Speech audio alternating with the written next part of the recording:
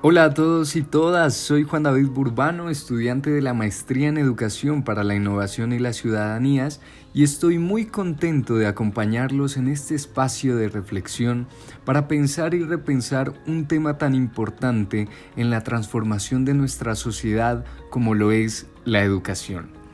En el episodio de hoy hablaremos sobre las principales críticas a la educación tradicional según el planteamiento del filósofo, escritor y pedagogo Jean-Jacques Rousseau, también conocido como Juan Jacobo Rousseau.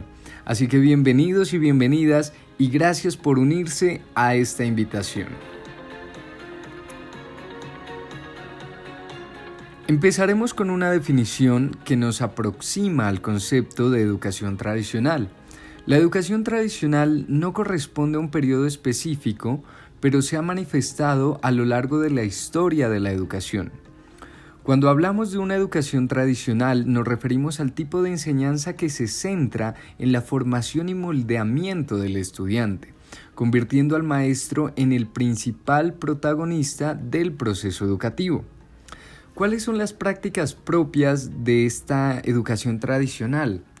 Pues bien, es muy común identificarla por la aplicación de cátedras magistrales, de ejercicios teóricos y de repeticiones constantes. La educación tradicional atribuye gran importancia a los contenidos disciplinarios y a los autores clásicos y busca además que el estudiante desarrolle cualidades por medio de las asignaturas y los contenidos específicos. Críticos de la educación tradicional como Georges Snyders, filósofo francés contemporáneo, consideraban que este tipo de educación encierra a los estudiantes en un espacio pedagógico esterilizado, en donde se separa al joven de su contacto con el mundo externo y se da una mayor importancia a la vigilancia del alumno. Es característico de este modelo inculcar la costumbre de la sumisión y mostrar el mundo a través de ópticas idealistas, mostrarlo como un mundo ejemplar y pacífico en donde la teoría puede conseguir los resultados esperados en la práctica sin mayor problema, a través de métodos, doctrinas y costumbres. Pero ¿qué sucede? Sucede que, como nos lo ha demostrado la experiencia y el mundo real, estamos sujetos a condiciones externas, sociales, culturales, económicas, que complejizan la aplicación de la teoría, haciendo que no siempre obtengamos los resultados esperados.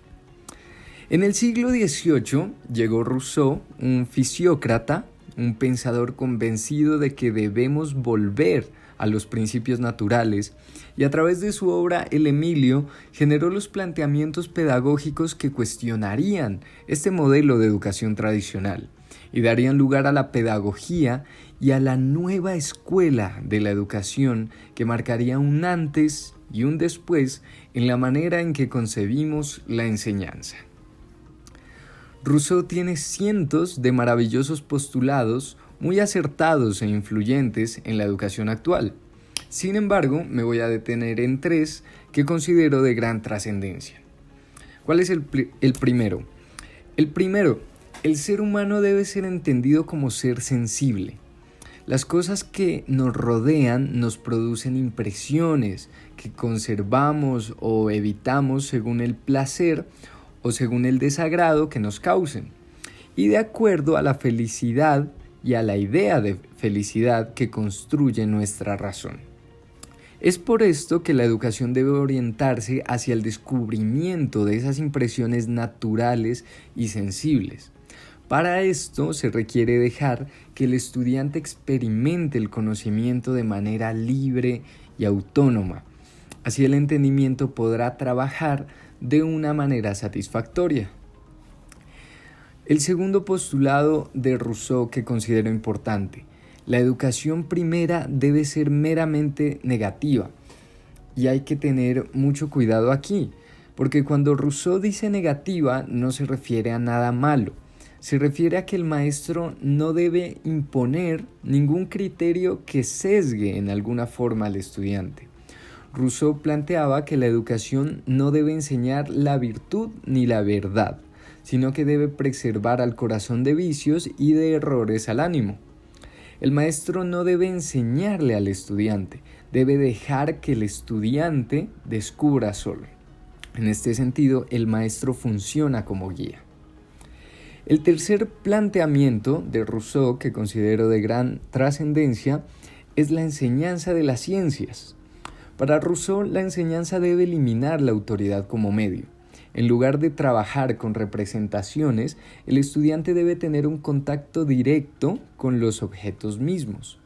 Rousseau atribuye más importancia al conocimiento útil obtenido a partir del libro del mundo, el de los hechos, y no tanto al de los libros teóricos.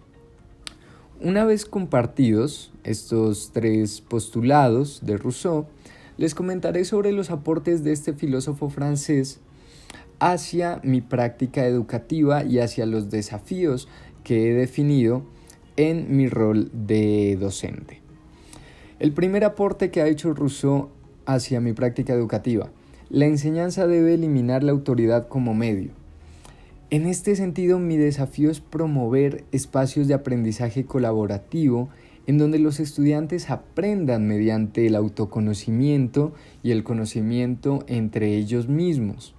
Me parece muy válida la idea de que se debe eliminar con esa relación de autoridad, con esa distancia que existe entre el estudiante y el profesor, y se deben generar conexiones entre los mismos estudiantes y entre ellos mismos para que de esta manera haya un reconocimiento por la diferencia de pensamiento con sus mismos pares. De esta manera creo que podríamos llegar a tener un aula de clases mucho más tolerante, mucho más diversa e inclusiva. El segundo aporte que me ha hecho Rousseau: el maestro no debe enseñarle al estudiante, debe dejar que el estudiante descubra solo. El maestro funciona como guía. En este sentido, mi segundo desafío es hacer que las tecnologías digitales cumplan ese rol de maestro, de guía, un rol pedagógico, y sirvan de orientación para la ejecución y la ampliación de la comunicación y el aprendizaje. Vivimos en un medio globalizado, virtualizado, en donde la educación no puede quedar atrás y debe ajustarse a estos nuevos parámetros. Yo considero que el Internet sirve como un gran lienzo para que los estudiantes puedan experimentar, descubrir, para que puedan aprender y básicamente puedan encontrar su vocación, porque el Internet nos ofrece una cantidad de herramientas, de potenciales artísticos, científicos, que pueden atraer a estos estudiantes. Entonces me parece que el Internet y las nuevas tecnologías están orientadas a este nuevo rol pedagógico. El tercer aporte de Rousseau: la educación debe enseñar a vivir. Siendo conscientes de un mundo demandante que requiere entendimiento y sana convivencia entre seres humanos, mi tercer desafío es generar espacios para la problematización de los temas de enseñanza por medio de la oralidad. Pienso que si queremos que los estudiantes aprendan a convivir, a escucharse, a conciliar, a entenderse entre ellos mismos, primero debemos darles las herramientas para comunicarse con efectividad. Creo que es muy importante darle el mismo peso, la misma importancia a la oralidad y al lenguaje escrito. Siento que históricamente se le ha dado más preponderancia al lenguaje escrito por considerarlo un lenguaje pues mucho más preparado, que requiere más dedicación, y se ha considerado la oralidad como algo totalmente innato, natural a la condición humana.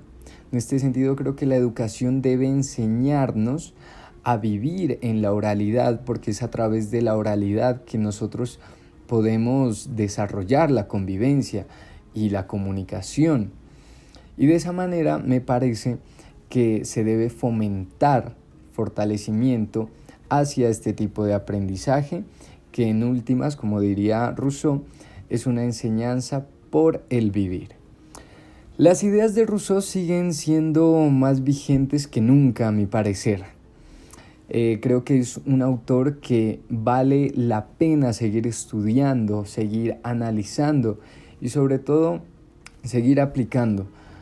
Muchas veces los planteamientos de este y de diversos autores hay que retomarlos, recordarlos y llevarlos a la práctica en nuestras aulas de clase. Muchas gracias por haberme acompañado en este primer podcast. Espero volvernos a encontrar en una siguiente oportunidad. Hasta la próxima, que estén muy bien.